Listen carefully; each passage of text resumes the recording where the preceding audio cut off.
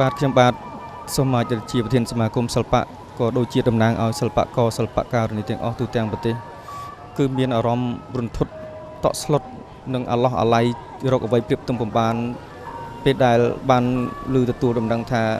ព្រះវរៈបិតាជាតិវរៈបិតាបង្រួបបូរណភាពដែនដីជាតិលោកយាងទីវង្គតដោយគ្មានថ្ងៃនឹងត្រឡប់មកវិញគឺមានភាពអាឡោះអាល័យសោកសង្រេងរហូតដល់សិល្បៈយើងមួយចំនួនដូចខ្ញុំបាទព្រឹកមិញបង្ហូរទឹកភ្នែករួមជាមួយនឹងសិល្បៈទាំងអស់គ្នាទៅពេលដែលមកជួបជុំគ្នាគឺចង់ហើយក៏ចង់ចាំមិនភ្លេចទេនៅស្នាប្រហោះរបស់ព្រះអង្គដែលបានខំ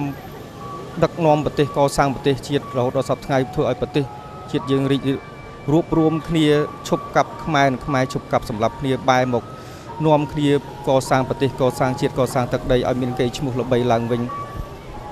គឺកូនខ្មែរនឹងចងចាំចនិចនៅស្នាប្រហោះរបស់ព្រះអង្គហើយក៏សូមឧទ្ទិសបួងសួងដល់វិញ្ញាណក្ខន្ធព្រះអង្គសូម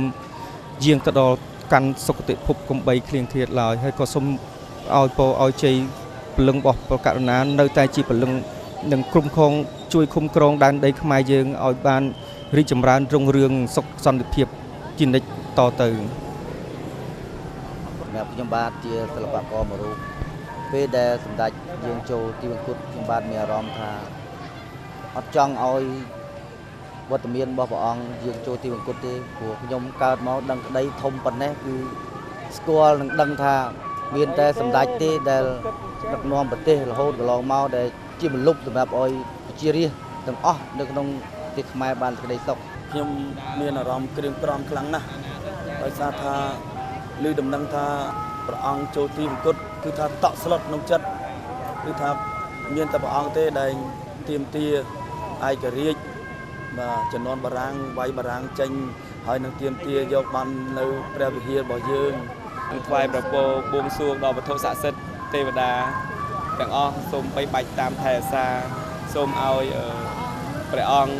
ទៅកាន់សុគតិភពអ្វីដែលខ្ញុំចង់និយាយនោះថាសង្ឃឹមថាជាតិណានឹងបានជួបព្រះអង្គជាព្រះមហាក្សត្រជារៀងរហូតយើងខ្ញុំទាំងអស់គ្នាជាកូនជាចៅមានសេចក្តីទុកសោកមែនទែនក៏សូមទាំងអស់គ្នាសិល្បករសិល្បករនីទាំងអស់បាន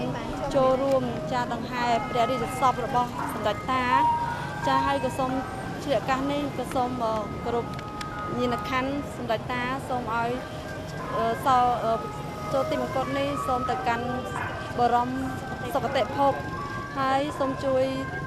ទ្រង់ថែរក្សាឲ្យប្រទេសជាតិយើងទទួលបាននូវសុខសន្តិភាពជានិច្ចនិរន្តរ៍សូមអរគុណខ្ញុំមានអារម្មណ៍ថាខ្ញុំសោកស្ដាយមែនតើហើយអ្វីដែរមិនគួរឲ្យជឿទៅហ្នឹងគឺដំបូងឡើងខ្ញុំគិតថាមិនមែនជាការប៉ັດទេព្រោះព្រលឹមឡើងខ្ញុំភ្ញាក់ពីគេងភ្លេចខ្ញុំលឺព្រាមថាប្រហែលជាមិនមែនជាការប៉ັດដែរប៉ុន្តែនៅពេលខ្ញុំបានទទួលមើលថាអូជាការប៉ັດអញ្ចឹងខ្ញុំមានអារម្មណ៍ថាខ្ញុំសោកស្ដាយដែលបាត់បង់សម្ដេចតាទួតប្រជាពលរដ្ឋទូទាំងប្រទេសមានការក្រៀមក្រំនិងការសោកស្ដាយបំផុតដែលព្រះបិតាឯករាជ្យរបស់យើងដែលលោកខិតខំឲ្យកូនចៅបានសុខចម្រើនហើយយើងខ្ញុំទាំងអស់មានការសោកស្ដាយយ៉ាងខ្លាំងនឹងសោកស្ដាយរកអ្វីព្រៀបផ្ទឹមបំបានខ្ញុំព្រមទាំងក្រុមគ្រួសារខ្ញុំទាំងអស់គ្នាព្រមទាំងប្រជាពលរដ្ឋព្រមទាំងសិល្បករសិល្បករនីទាំងអស់គឺតក់ស្លុតយ៉ាងខ្លាំងហើយរកអ្វីមកព្រៀបផ្ទឹមបំបានទេយើងគ្មានសង្ឃឹមថានឹងបានជួបនៅប្រភពរបស់ព្រះអង្គទៀតទេក្នុងមួយឆាកជីវិតយើងទាំងអស់គ្នានេះនឹងចូលរួមសោកស្ដាយទាំងអស់គ្នាគ្មានអ្នកណាចូលរួមអ្នកណាទេគឺយើងរួមគ្នាសោកស្ដាយទាំងអស់គ្នាតែម្ដងបាទខ្ញុំក៏សូមចូលរួមបាទសោកស្ដាយផងដែរចំពោះព្រះអង្គជីវិតអង្គលើត្បូងបានចូលទីមង្គតមានអារម្មណ៍ថាសោកស្ដាយរកអ្វីប្រៀបផ្ទឹមបានហើយបាទ